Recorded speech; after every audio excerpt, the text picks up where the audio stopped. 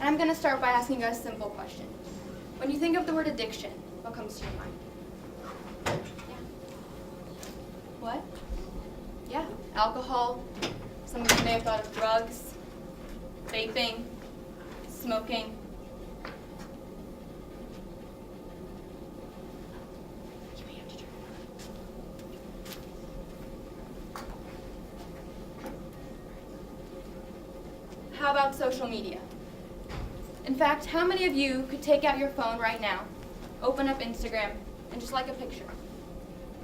For those of us using social media, it would take less than 5 seconds. Our hands are trained to perform those tasks without even thinking.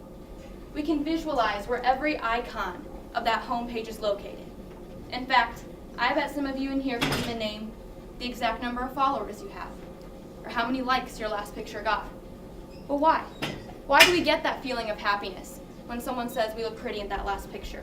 Why do we always want to increase our number of followers? Well, there's a simple answer to that.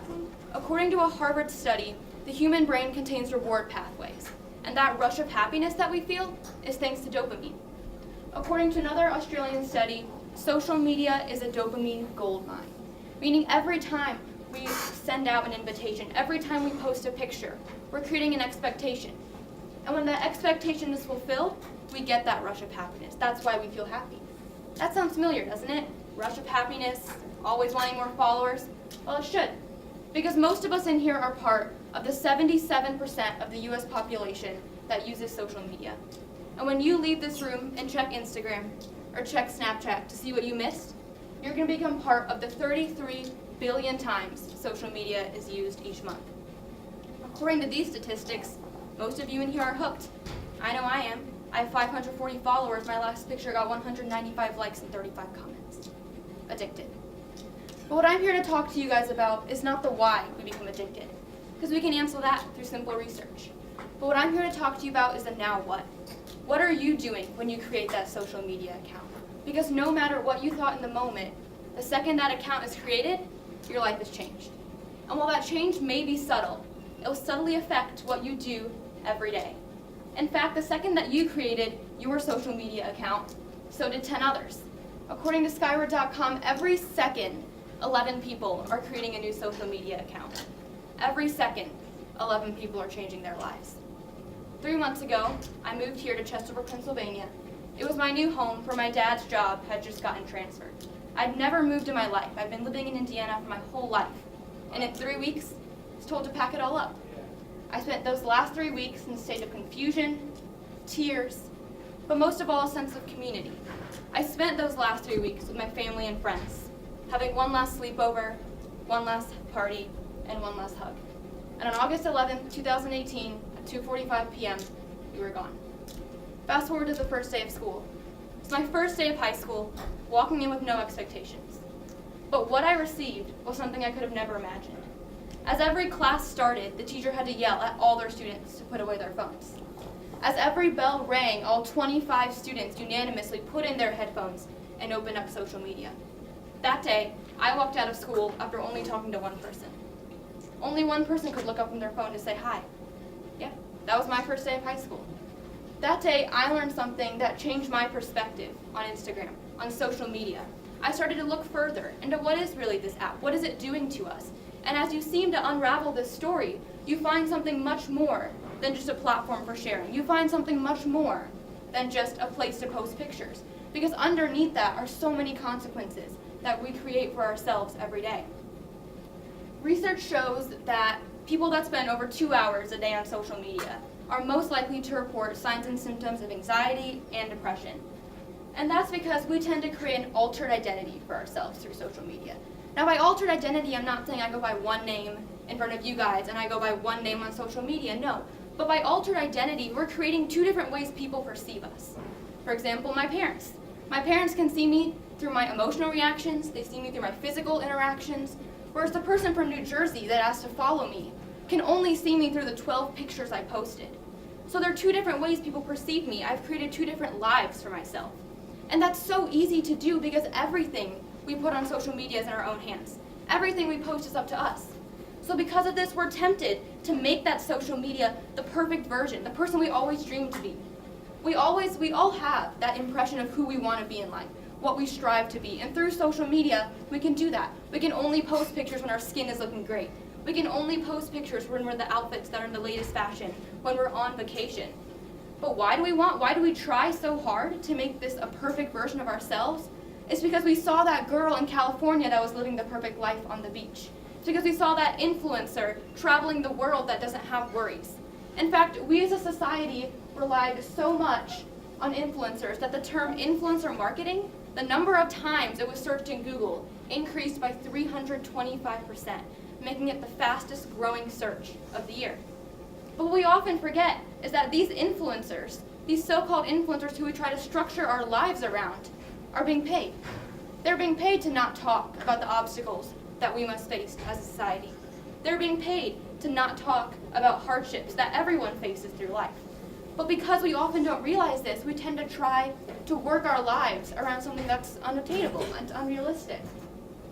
So along with creating these altered identities, we also tend to prioritize our social media friends over our physical relationships.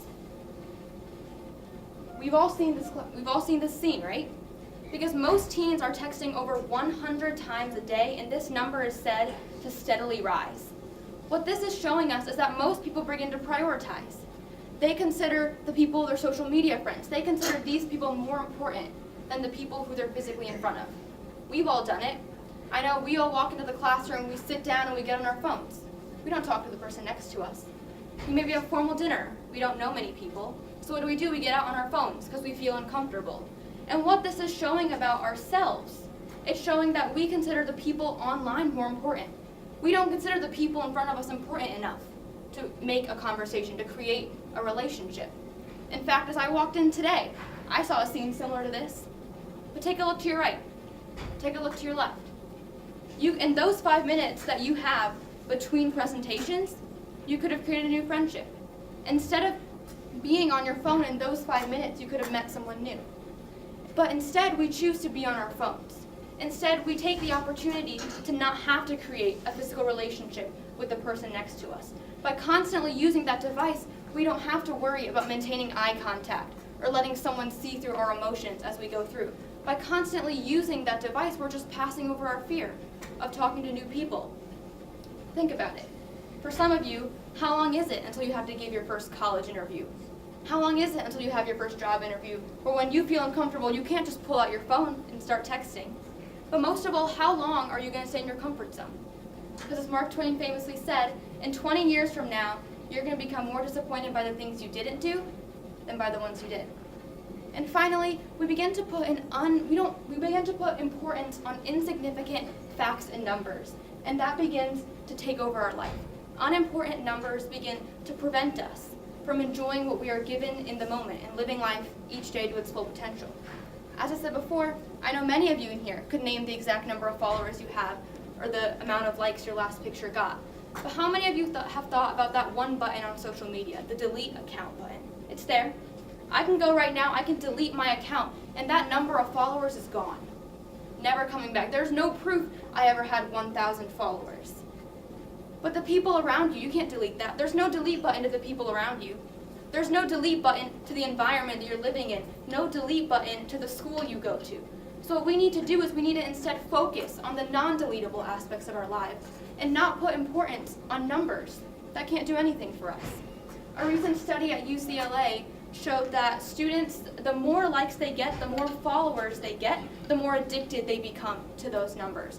Which is why we see many of our peers analyzing and overanalyzing these numbers, which is why we see ourselves spending hours a day on social media looking at other people's accounts. How many likes did he get? How many likes did she get? Do I have enough likes on my pictures? Do I not have enough followers? This is why we constantly spend so much time and energy in this. Whereas that time and energy could be spent outside, taking a walk, doing a hobby, meeting with friends. But by constantly using that device, by constantly putting so much time and energy, we begin to lose the potential of each day. The day has gone by and we haven't done much. So in the end, these numbers are preventing us from taking opportunities every day to grow, to become better. So next time you may get a bad read on your test, think about it. Were you spending more time on social media, or did you spend a good time studying? Next time you miss an opportunity to create a new friendship, to make a new friend, Think about it. What was the first impression that you made? Were you on your phone when they walked in the door? Or did you go forward and try to create a conversation? And what you do from here is up to you. How you choose to change your lifestyle has always been in the power of your own brain. But next time you get on social media, just take a few minutes. Think about what you learned here in these 10 minutes. Thank you.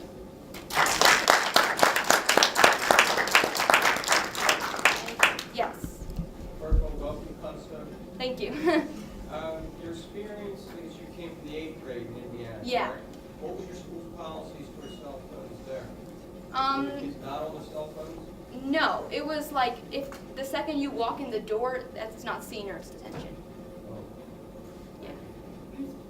Yes. Have you, doing all this and learning all this, have you changed how you use social media? Yeah, I think when I started this presentation, I thought that by doing it, I would move towards the point of view that we just need to get rid of it. There's no point. But as I began to do it, I started to create a different perspective because it's become such a central part of our lives. I think there are good parts to it. It does allow us to connect with people, network with people. But what I think is just we just need to be aware of it. When we start to recognize, oh, we're spending too much time analyzing, just take a step back. So instead of I don't take away from it, but I just start to recognize what I'm doing. Any other questions? Thank you. Oh, yeah.